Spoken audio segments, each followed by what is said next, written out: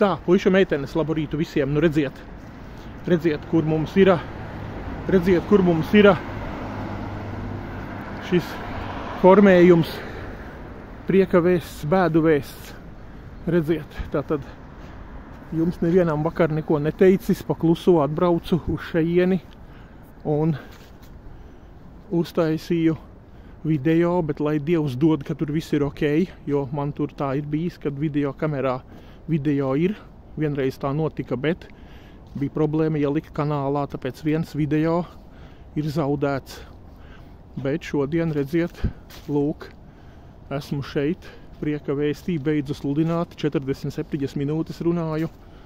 Lūk, kur šitien te stāvēju. Vot, redziet. Vot, šitien te, redziet. Viņi raksta brīvība, miers, cerība un prieks. Un, redziet, viena aile ir tukša, kuras tur pienāca manīm pāris, kā es saku, āži, pēc bībeles terminiem āži. Un sāka tur tēlot, lepnumu, pride, lepnums, lielība vai kā, jā, lepnums. Es prasīju, nāciet atvainojieties, es jums piedošu par maršā izdarīto. Neviens nekur neko, un tāpēc viņiem teica, ka šitajā logā vajag uzrakstīt vēl, kad viņi ir lepnums, bet Dievs, kā mēs zinām, stājas pretī lepnajiem.